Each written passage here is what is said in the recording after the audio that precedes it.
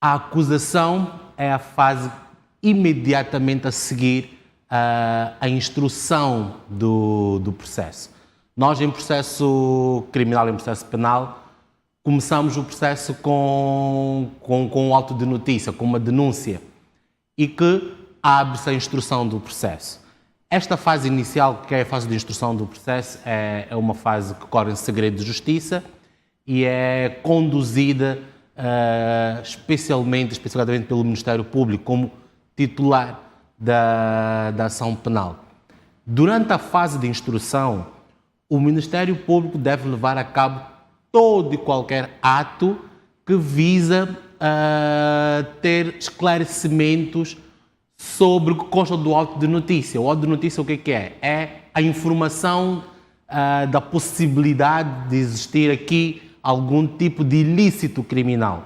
Então, é na fase de instrução que o Ministério Público vai colhendo provas, vai ouvindo testemunhas, vai ouvindo também o próprio acusado, o próprio arguido, em perguntas, e, fim da instrução do processo, o Ministério Público tem duas saídas.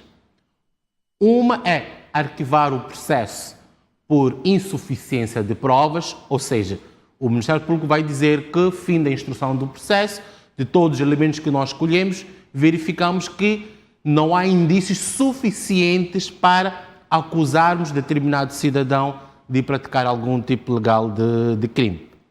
A segunda saída é a que verificamos, é o inverso. É, fim da instrução, o Ministério Público verificou que, na verdade, há elementos suficientes para acusar um determinado sujeito da prática legal de um crime. E, no caso em concreto, o Ministério Público acusou o cidadão Venâncio Mondlane dos crimes que bem acabou aqui de referir e entre outros. Fim da instrução e deduzida a acusação do processo, no processo, finda a fase secreta do processo. Dali em diante o processo torna-se público.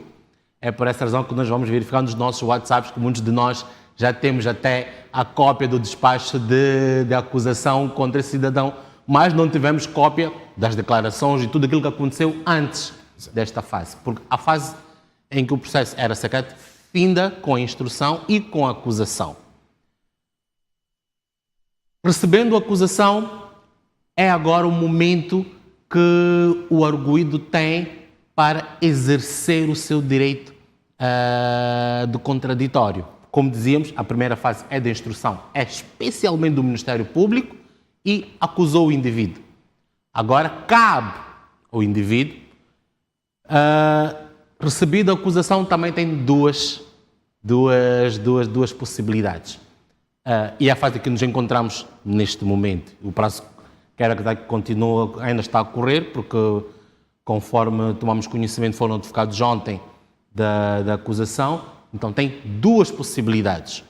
Uma é, no prazo legal de 8 dias a contar da data em que foi notificado do despacho da acusação, o arguido tem a possibilidade de requerer junto do tribunal, junto de um juiz de instrução criminal neste caso, a abertura de audiência preliminar. O que é que isto significa?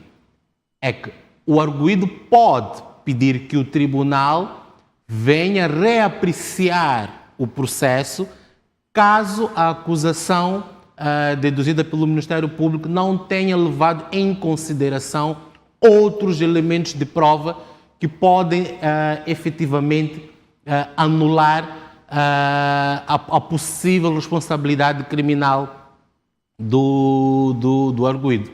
Dependendo do que será a acusação e a condenação, poderemos assistir, em caso de condenação, a lei diz claramente que o impacto, neste caso, para o cidadão Venâncio Mondlane será praticamente, vou usar uma expressão, vai liquidá-lo em termos políticos, não vai poder legalmente concorrer para as próximas presidenciais. Portanto, se eventualmente acontecer uma acusação e uma condenação em que, vamos supor, que ele passe a expressão 1 ou 2 anos de prisão e que depois deste período ele ainda ou será já elegível para candidatar-se à presidência da República. Aí é um outro cenário. E eu diria que, mesmo com este cenário, em termos políticos, a sua figura, a sua imagem ficará muito beliscada.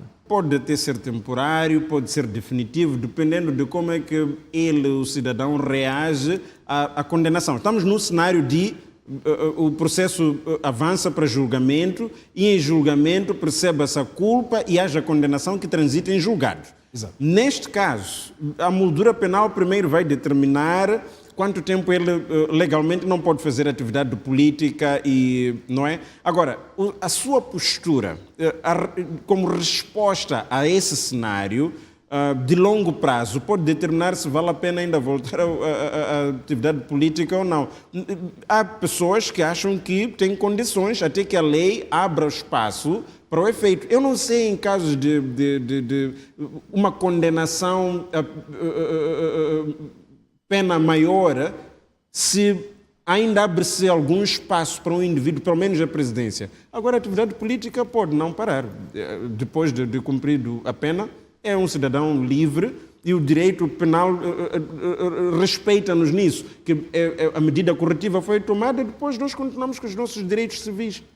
Eu penso que ele poderá eventualmente trazer um ou outro atenuante, mas a meu ver, daquilo que consta dos autos e do que lá está escrito e do que nós próprios acompanhamos, acho muito difícil, muito complicado, por exemplo, o que o colega Nordin disse, que seja arquivado este processo. A meu ver, este processo, independentemente do que ele traga como novidade, vai para a fase seguinte, que será o julgamento do mesmo.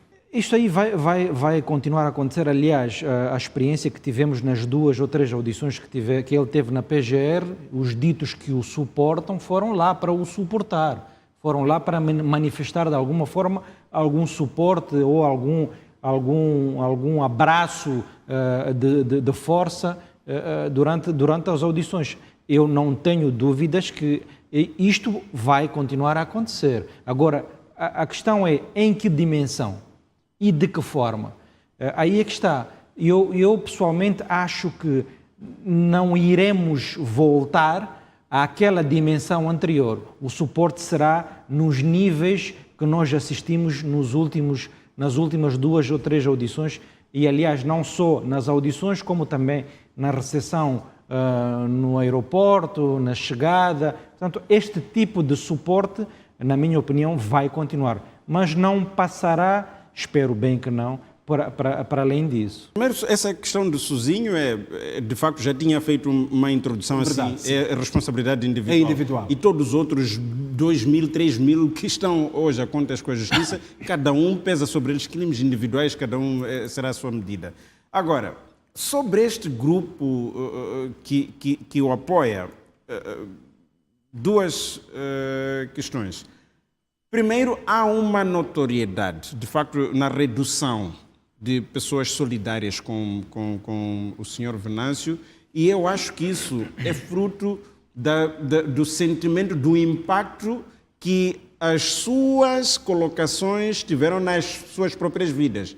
Hoje, há pessoas que ainda não têm emprego por causa disto. Então, eu acho que houve uma redução massiva que pode ser notada, se tivermos amostras, nesses eventos que o Mukhtar trazia, nas audições que ele foi fazer na PGR, na sua chegada. Isso pode ser uma amostra de redução deste apoio. Agora, sobre aqueles que ainda continuam o apoiando, por um lado, alguma educação cívica, eles devem estar a ser alvo. Isto tudo está a educar, está a trazer alguma coisa na cabeça de alguns moçambicanos que continuam suportando, que é normal, continuam suportando, mas têm estado a perceber que este apoio deve ter limites, sob pena de multiplicarmos ações até criminosas, porque podíamos ter relações histéricas, por exemplo.